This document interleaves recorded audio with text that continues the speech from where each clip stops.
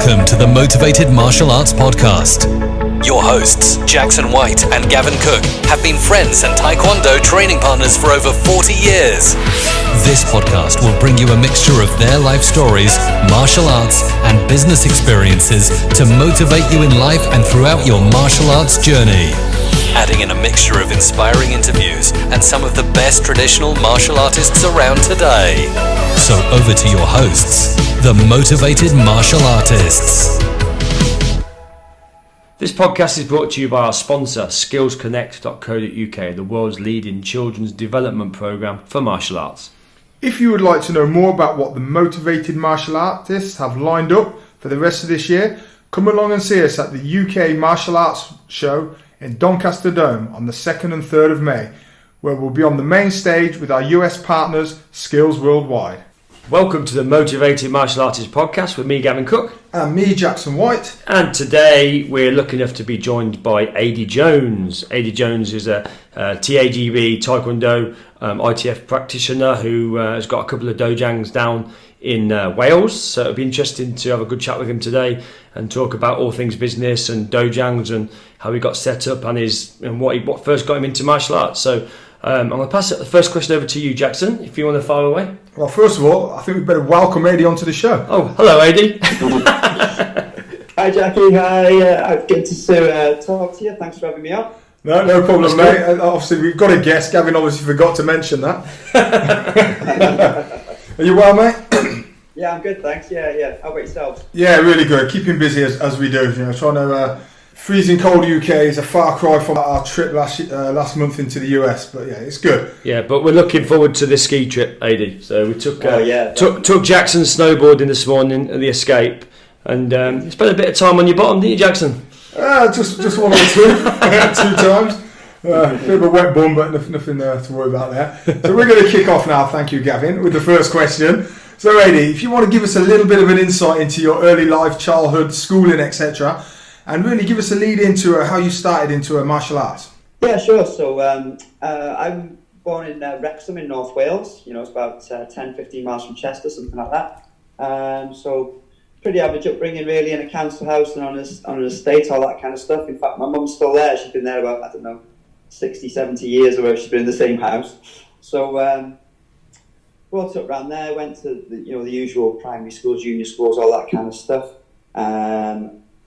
I wasn't doing anything in particular. I didn't really like football that much. I'd have a kick around with mates, but never really got into it. Wasn't really many other things to do. There was a lot of kids causing trouble around by where we were and stuff like that, breaking windows in the local community centre and stuff like that. So I didn't want to get into anything with those crowds. So fancied a bit of martial arts, and I've been bullied a little bit in kind of junior school, and I was a little bit weedy and a little bit wimpy. I'm not particularly big now by any means, but I was particularly scrawny and all that kind of stuff back then. So fancied a bit of martial arts. So my dad had said to me, right, well, when you're 12, you're going to be going up into secondary school. Probably a good time to start thinking about something like that.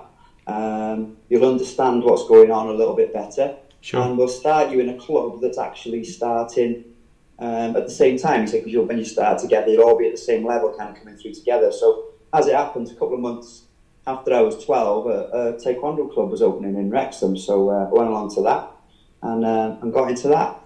Did you find, Ady, that when you joined that club, it was sort of 12 years and upwards was the norm, or was the sort of kids a little bit younger than that in that class?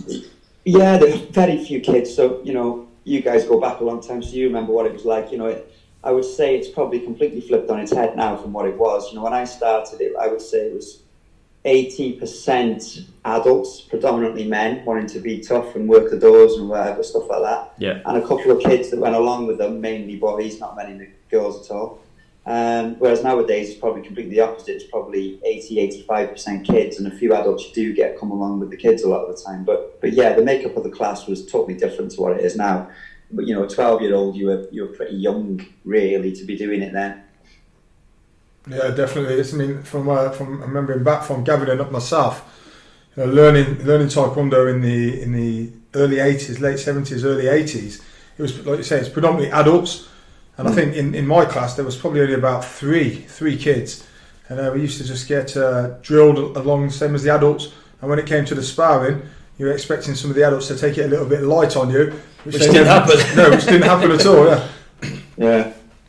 Yeah, well, they didn't know a lot about control back then, was it? Control techniques weren't really, taught that much, were they? No, there was no pulling the punches and pulling the kicks, was there? It was just, the amount of times myself and Jackson used to get kicked around the ring, especially by a sort of white or yellow belt who, you know what it's like at those levels when you get these guys start and they're sort of white and yellow belts and they've not really understood that control yet, and these kicks just come from googly kicks, we used to call them. They seem to just come from any angle that you never expected it. Yeah, I've always said yellow belts are probably the worst people to spar against because they just throw things in a completely unorthodox way. You're expecting that lead leg side kick or something to come out, and something completely different comes out and catches you. By the time they're blue belt, they kind of know what they're supposed to be doing, and they're a lot easier to deal with. But the yellow belts are they're just dangerous and unpredictable, aren't they? It's interesting. There's a correlation really between that and obviously we were at Castleford on the snow this morning. There was a lot of skiers out there, and obviously we're snowboarders, and you'll resonate with this, Ady. And you're going down the slope, and if you're a boarder, you can read borders. So it's almost like a black belt fighting a black belt. You know what sort of kicks they're going to do. You know what sort of punches. You know how they're going to move to a degree. But then all of a sudden, you get a skier in front of you, and you just can't read which way they're going to go. And it's almost that same sort of correlation, isn't it? You've got sort of, I suppose it would be the same if it was maybe a karate guy versus a Taekwondo guy in a competition. It would probably be a similar sort of scenario. Yeah. No, you've made a good analogy there. Yeah, it's very similar to that. Yeah. So you started off in your school. What age were you when you picked up your black belt, your first degree? So I was 15. So I started when I was 12. I was 15 when I got black belt, and that was under Heel Cho. Sure. So that was in Derby, Derby Academy, where you get... Actually, my first time wasn't in Derby Academy. I did my first time, I'm sure it was somewhere up like Preston or something like that. And then I've done my second dan in Derby Academy under Heel Cho. Yeah, I'm still getting the splinters out my feet, I think. That must have been similar times to us then, mate. I did my black belt when I was 15 under Heel Cho, but I'm sure it was in Bristol. Yeah, so just talk us through that first grading. Do you remember much about it? First colour belt grading, no, the first black belt grading. First colour belt and then your first black belt. First colour belt, I don't remember a lot. It was Ron Sergio came down and did the first one, because what we used to do down by us then, we used to have all different examiners. So every 3 months we'd have a different examiner. Obviously, it was the grandmasters who we are now, and they'd come down, they'd do a seminar and they'd do the grading. So we got to train with everyone, as a colour belt. It was great. And then first black belt grading, as I say, it was in a massive sports hall. I can't remember exactly where it was now. I remember he called out all the instructions himself. He asked all the questions himself. Everybody has to do breaking.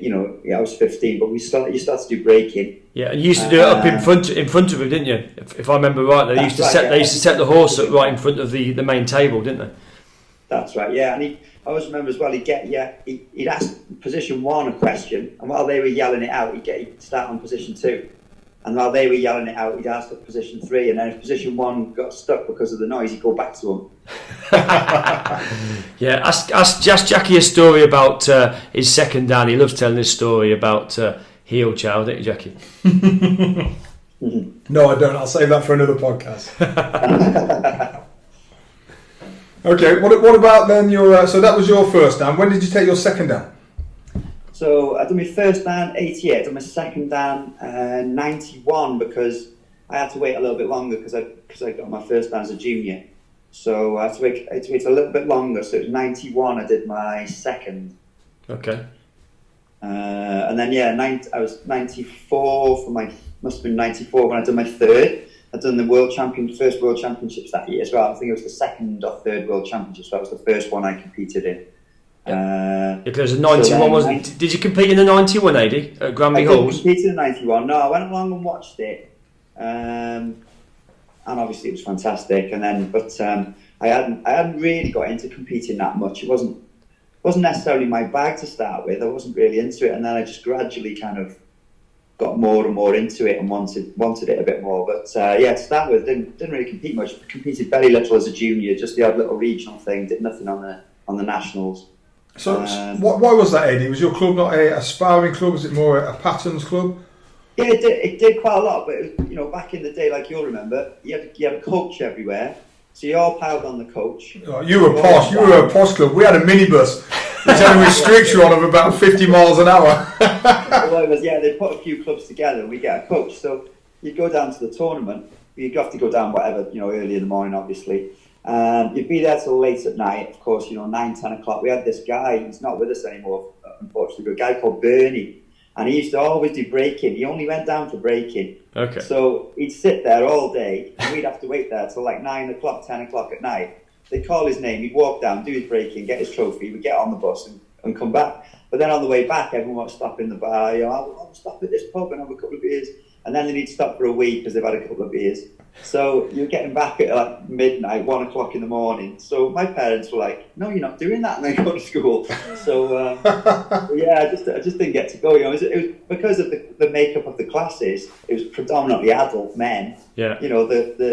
The trip to the tournament was very different to what you get now. So not many juniors competed really for my club. I think it's important for our listeners that I suppose have just got into martial arts or just got into Taekwondo these days, just to sort of make it clear just how well run a lot of the competitions are in these days, because it was the norm, wasn't it? It was the norm in them days. Sometimes the competitions didn't used to finish till 10 o'clock at night, and so quite often you'd be waiting. You'd be waiting for the final at 11 o'clock at night, and you've been there since 9 o'clock in the morning. And it was just that was a standard thing, wasn't it? It was a standard thing, and tournaments were a lot smaller as well. So the way the TAGB gets through tournaments now, what you have, you can have 1,000 competitors, and you're done by 3-4 o'clock. It's just unbelievable. It's well systemised, isn't it? Well systemised.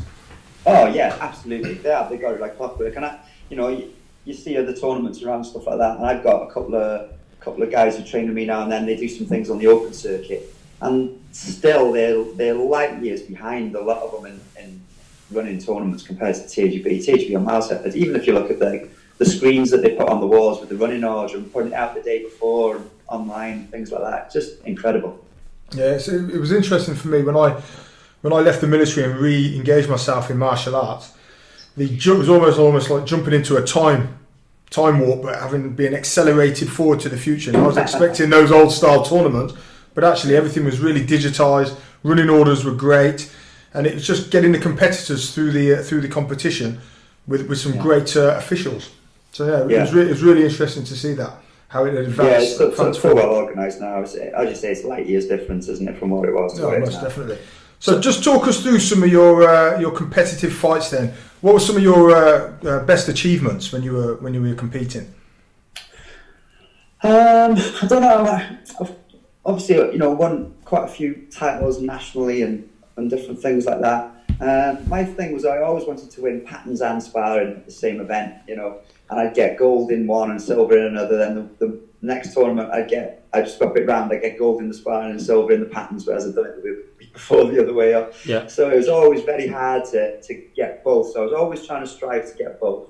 But the tournaments that kind of stick in my mind were the European Championships. We went every year to Eindhoven.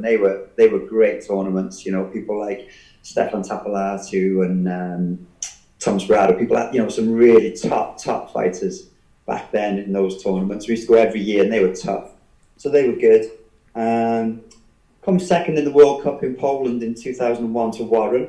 So cool. that was a bit of a highlight, because I'd broken my jaw in the January and been off for a little bit with that. So then that was kind of my first tournament back after breaking my jaw. So I was quite pleased with coming second in that one. But yeah, just generally a lot of the tournaments, just because the people I was against back then, so like Michael Parchment was one of the top guys back then in my division. Yeah, great fighter. Dorian Byton was just kind of coming towards the end of his career really, but he was in there. Sorry, Eddie, what weight were you fighting? Can you remember? I was welterweight, so okay, minus 70k. Yeah. Did you fight Jackie's dad? Yeah, I fought Jackie's dad in my first tournament as an adult. Okay. I bet that was nice for you. Get his sweaty gloves around your face. I I tell you what happened. I went down to the tournament. Obviously, as soon as you were 16 back then, you were an adult when you were Yeah. So turned 16, turns up at the tournament, and a guy I knew, an instructor I knew from my area, was on the way in. So I stood on the scales. The guy goes, "Oh, you're in welterweight." I said, "Right." He goes, "That's Jackie White's division." I said, "Okay." And I just didn't know because I hadn't been to many tournaments. Yeah, who's Jackie White? I didn't know. He goes, "Do you want to try and lose 3 kilos?" I went, "No." I didn't understand what he was saying. I was like, "Why would I want to do that?" So I went out first round and I beat some guy. I don't know who it was. It's probably me. And then I fought Jackson, and I actually did really well. I got beat by him, but I did all right. And I got on the bus, and everyone was going, "Oh man, I didn't know you could fight that good, and you never done that in your class, blah blah blah, and all this." And anyway, I was saying, "Well, what's the big deal?" And they started telling me then all these stories about Jackson White. "Oh, he's this, he's that, he's won this many British titles, he kills people, and all this." With his bare hand with a fingertip. Well, he used to kill us in class anyway. Yeah, for sure. Yeah, so a couple of months later, I go to the next tournament. It turns up. Fights Jackson White first round, and I knew who he was by this time. Yeah. And he just absolutely annihilated me. Just completely took me apart. Yeah. Well, it's funny though, isn't it? Because I fought Paul Dombier in the 1991 World Championships, and I remember we used to go squad training, and there was back in them days they used to do like a brochure, didn't they, or like a merchandise program. Yeah. And I remember the centre spread was Paul Dombier, and I remember everyone at squad training used to be, they call him King of the Welterweight. You know what I mean? You got to watch out for this guy. And then all of a sudden I remember going home and I was reading about him, and you read all the titles and stuff that he's won, and almost it was, like I say, it was the centre thing. I always used to keep the centre things and stick them on the bedroom wall and stuff. I was 15 at that age, at that time. Yeah. And or He was 16. a late bloomer. I had pictures of girls on mine. Yeah. I'd Bruce Lee and Paul Dombier on mine. So we used to. I remember reading all about him. I remember going to the '91 World Championships, and you sat around there, and you sort of used to walk around and just have a little look over the shoulder at the scorecards to see who you're fighting. And I remember my heart sunk. The round one was G Cook versus P Dombier. And you're thinking, oh my God. And I remember Dorian at the time was coaching me. And the first round, it was really, really tight. It was really, really close. I remember Dorian sort of saying, "Yeah, you could win this." And then I got caught with his reverse turning kick in the second round, and it was game over for me, pretty much at that point. But it's amazing, isn't it, when the minute you start bringing that fear into it, once you know who it is, and you start putting them on a pedestal to a degree, don't you? Yeah. It becomes a whole different fight. Yeah, completely. Yeah, you're dead right. I know that Dave Oliver always rated Paul Dombier. He always says, one of the top fighters around, yeah. And your dad fought him after me, didn't he? Yeah. I think it was a close fight, but I think he just pipped your dad, didn't he? But it was a good competition. Okay. Yeah, I had a few encounters with an Argentinian guy called Stanini. I don't know if you remember him. He had like a ponytail, and he won a few world titles. And I had a few good fights with him, but he was probably one of the best guys I've fought. I think a guy, as I say, his surname was Stanini from Argentina. Good guy. No, not come across him. It'd be worth looking him up on the archives. Okay, just going back to your school, lady. So, who was your first instructor? Do you remember? Yeah, it was a guy called Mike McKee. So he opened Wrexham Club, as I say, like February the 5th, 85. Okay. So he opened that club, and he actually opened a few more after that, and ended up going as a professional instructor. But unbeknown to me, because I was a kid, the guy was a bit of a rogue. Good instructor and all that kind of stuff, give you a great grounding in all the sparring and all that kind of thing, but just couldn't keep it together, really, I think. Right. So, did you take the club over after that? So how did you get into being an instructor? Yeah, no, I didn't actually. So basically then, because he had quite a few clubs, there was a Welsh area rep at the time. It wasn't Johnny Pedals, it was a guy called Lynn Evans. So Lynn came up and had a meeting with the black belts, and they kind of split the clubs out. So at the time, there was a guy called Steve Lucas, who was like the higher, somebody who'd been a black belt for a bit longer than the rest of us, because we not long got our black belts. So he had to pick up his club. So he picked Wrexham, and he took that on. And then Julie Price, who started at the same time as me, she took on Hope. And then Martin Williams took on like Flint. And they just kind of split his clubs out and started teaching. I was too young, so I didn't start teaching. I wasn't really interested in it either. Yeah. So then they run it for a bit, and I just started travelling around places, training in different places really. So I was training in Wrexham, and then I'd shoot up to Flint and train, and I'd go over to Whitchurch and train with somebody, not too far afield, I couldn't get around too much, but I was just started getting around training with different people then, trying to get some different ideas and all that kind of stuff. And then I didn't start actually teaching myself until I was a fifth dan, which is pretty unusual back then. Yeah, it's quite late in the day, isn't it, really? The first dan, second dans as open clubs. But I just wanted to compete and train, so I was just doing all that kind of stuff. And then the change for me a bit happened when, there's two things that started me teaching. One was I went to Australia with Joseph and Gordon, and we were doing some tournaments and fighting out there with Tony Curtis's gang. Yeah. We took part in a lot of their classes, and their classes are such high energy classes and great atmosphere, loads of screaming and shouting and pad work and all this. And I thought, if I could teach classes like this, I probably wouldn't mind, because it'd be good fun for me to be doing it as well. Yeah. So that was kind of in my mind. And then when I came back, my niece and nephew had started karate, and I said, we'll go along and I'll watch the grading. And I went to the grading, and it was just terrible. The guy was he was grading his own students. He was just sat behind the table in a tracksuit, and he was saying, everyone was on the floor at the same time, and he'd go, do you know such and such kata? And they'd go, no, don't know that one. Do you know this one? No, don't know that one. Well, do one you do know then. So they were doing that and things like this, and then they were walking off, having a bite to eat and a drink, and walking back on and things like that. And I just said, I was like, right, I'm going to have to open the club to stop, get me niece and nephew out of here. Yeah. So basically I opened the club a couple of months after that really, and they came and started training with me. Okay, cool. So when you started your club, presumably you started it in a school hall or village hall or something first, did you? Yeah, so I went along, and this place was in Ruabon. My niece and nephew were in Ruabon, so it was about 9 miles from where I was living. So I looked around for a venue, and they just had a lottery grant for cricket or something. They'd opened this big sports centre as part of the school, and they had a little room on the side that they were renting out. So I got in touch with the sport council people and went and had a look at it. Said, yeah, I'll take it. So I started teaching there twice a week. And how many years ago was that? Can you remember? How long have you been teaching? So that was 2003. Okay. Yeah, because as I say, I was quite late getting into teaching really. I didn't really fancy it. So 2003 I started, February 2003. So talk us through that now. So you've got your club. You've set it up in a school hall or a village hall or an external type venue.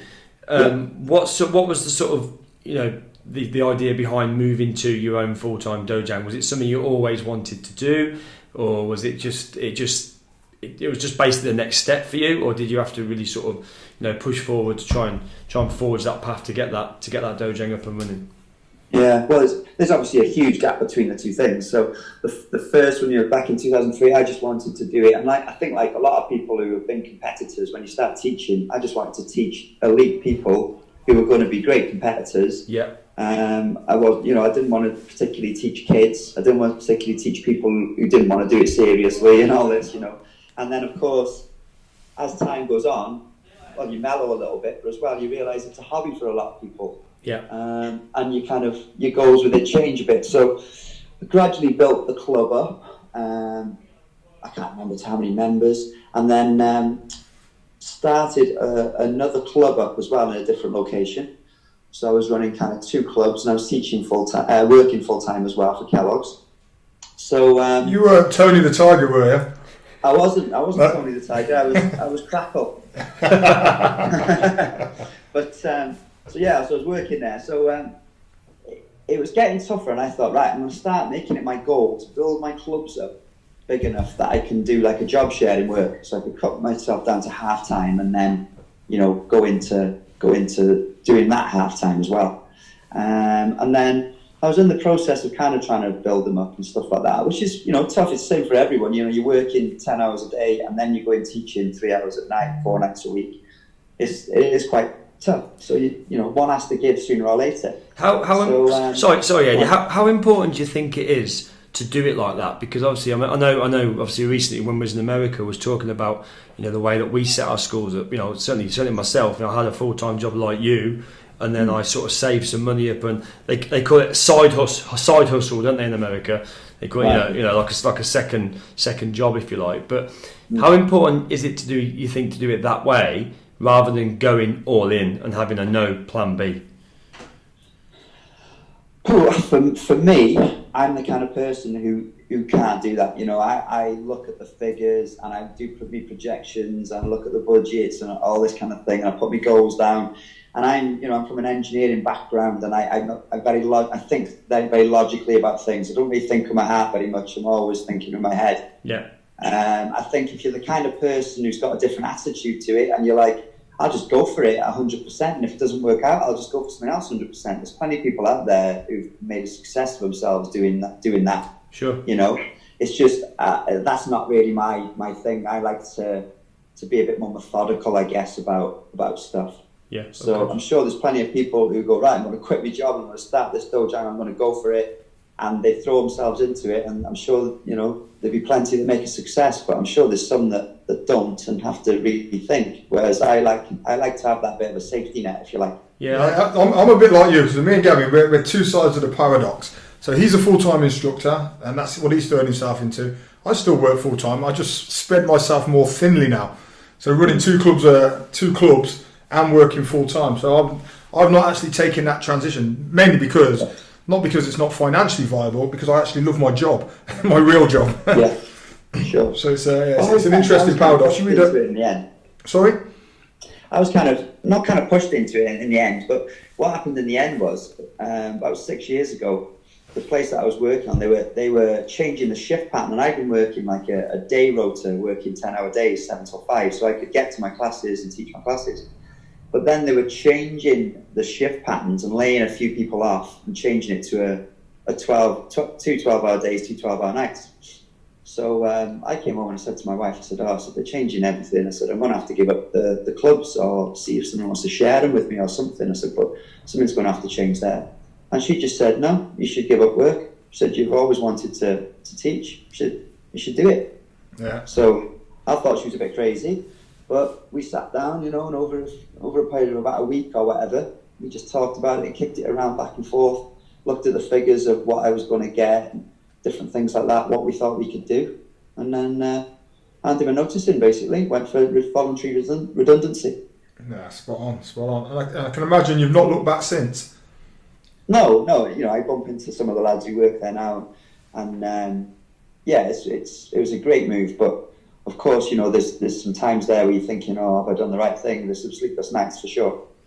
Yeah, but that's just an entrepreneur's journey, isn't it? One minute you think you're a millionaire, and the next minute you're bankrupt, and you're like, well, it's that constant up and down, isn't it, all the time? Yeah, you're right. Yeah. Because you where's the work coming from? Where's it coming from? 2 days later, oh my God, I've got too much work. What am I going to do? Yeah. And then you get to a constant level, and I think having that entrepreneurial mindset, you want to grow to the next level.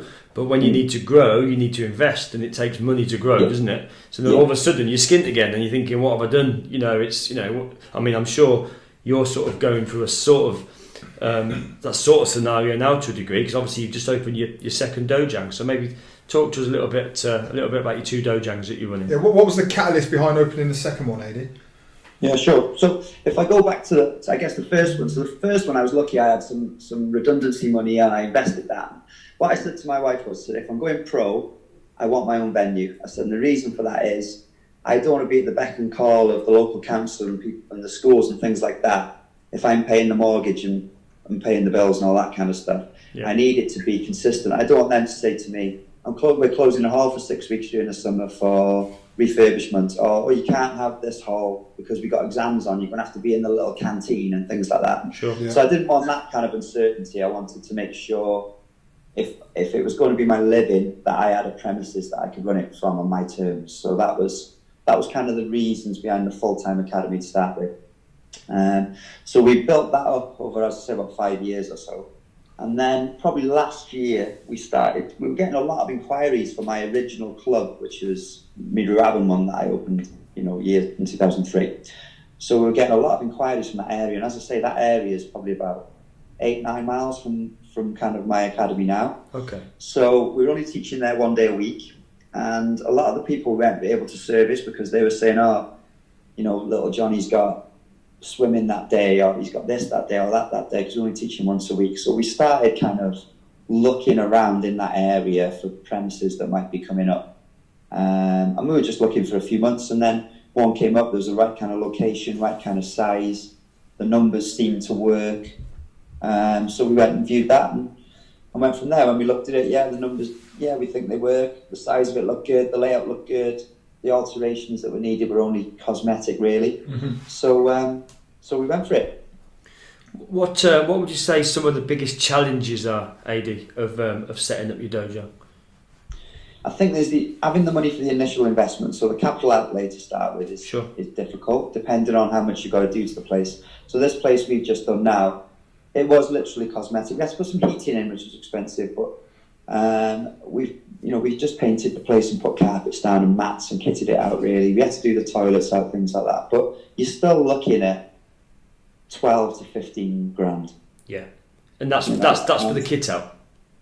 What's that? Sorry. That's for the kit out. That's just fitting it out and getting it ready to open. Yeah. And then, but the other one we did, because I had a bit more capital to outlay, we put a mezzanine floor in and changing rooms in because it was just a big empty room. So I think the capital spend is a big one. Yeah. We've got to find that from somewhere. You've got to get change of use because you're looking at industrial units really. Retail units are just too expensive. The renting rates on those are through the roof. So we find that industrial unit is the way you've got to go. Yeah. But then you've got to get change of use from I think it's D1 to B1 or the other way around. But basically it's light industrial to leisure. Yeah. So you've got to get that. So that involves planning application, all that kind of stuff, and hope you don't get any objections. So that's the next hurdle you have to overcome. And then of course you've got to get your area, your logistics and all that right. You've got to make sure people can get there. You've got to look at your catchment areas. Then it's your marketing and all that kind of stuff because, when you've got to pay a lot more out, you're going to need to know a great you need more students. This many students. Yeah, more customers really. Yeah, of course. You've got to have a way of getting them in. And then when you get them in, say you do get them in, you've got to have the systems in place to deal with them. When we first opened our first academy, it took off really well, which is fantastic. But we weren't equipped for the amount of new people that were going to come through the door. Okay. We had no way of keeping track of the prospects. We had no way of keeping track whether people were paying, how many people were turning up for classes, when they were turning up, if they hadn't been. We just had no way of keeping in track of it all because it just grew. It grew too quickly for us to keep up with to start with. So it's the importance of systems, right? Yeah, systems for sure. Yeah. I mean, I think these days, systems are everywhere now. It's never been easier as a business owner to systemize what you do with leverage, with software, with things like virtual assistants, and there's so many ways to leverage other people and leverage time through things like software and systems these days. I think it's just educating people sometimes that those type of things are out there. Yeah, it is. You're right. Yeah, as you say, definitely a lot easier now than it ever was. And then there's loads and loads of stuff out there. Loads of people who can give you a hand and stuff like that, give you some advice and all that kind of stuff. So just moving on slightly then, Ady, what would you say are nowadays? Obviously, your motivations change as you grow and mature from a business, working in your own dojang to actually owning a couple of dojangs. What would you say now are your key motivations? What gets you up in the morning? It's the business and the students, isn't it? So, it's not what you achieve anymore. I don't think much about what I achieve anymore. It's what those students can achieve. Can I get those students to achieve more than I ever achieved? That's kind of what I want to happen. If I've got a student at the moment, you guys know Glenn, don't you, Glenn Edwards? Yeah, sure. Yeah. So I've got Glenn, and he's absolutely smashing it in flyweight and all the competitions, and he's unbelievable at the patterns. He's winning all those kind of things, and he's now much more successful than I ever was in competition, and that is great. I absolutely love that. So stuff like that, seeing those kids achieving what they can achieve, and a big thing for me these days is my instructor and storm team. So I spend a lot of time with those guys, and to see how they come on and step up, and they change and mature and all that kind of stuff. It just it really inspires me. It infuses me, I think is the word. It energizes me. It's interesting, isn't it? Because certainly some of the people that inspired us, they did it in a totally different way. They didn't have systems, they didn't have all the literature and psychology that we have access to now, but they still managed to inspire and mold us in a positive way. And I think now that we have that insight to the information, we can actually encourage and inspire the next generation, not of only fighters or patterns people or competitors, but also the next generation of instructors / leaders within martial arts. Yeah, absolutely. Yeah, 100% agree with you there, Jackson. Yeah, and we can do it in a better, more educated way. And I think that's to me, that's one of my great inspirations, seeing my students achieve more than me. So when someone takes a class and they've done a class and it's better than mine, that makes me feel good. It makes me feel really good. I don't sit there feeling a little bit grumpy. Oh, how can they do that? Actually, I've achieved my goal by them being able to deliver a lesson or even a punch or a technique, anything better than me. And a lot of them can do that. What better compliment can an instructor or a coach have that they produce somebody better than themselves? It's just the best, isn't it? Yeah, most definitely. I mean, what is that you say? The best instructors are instructors who can not just produce students but produce instructors, and those instructors can then go on to produce instructors. And I think if you've got that going down the ranks, then you're definitely doing something right, aren't you? Yeah. Okay, Ady. I tell you what, mate. It's been a fascinating insight into your martial arts career. Before we go, just one question, final question. Who would you say has been the most inspirational person in your life to date? Oh, martial arts person we're talking, Jackson, yeah? Martial arts or just general life? Sometimes the two cross, sometimes you may have one in each. I can see you scratching your head there, Ady. I've got a couple in each, actually. So a lot of people who know me quite well, my mum is a huge inspiration to me. She goes all over the place with me. My dad passed away when I was quite young and stuff like that. And she comes to our club and all that kind of stuff about 3 or 4 nights a week, and she absolutely loves it, and she's a superstar.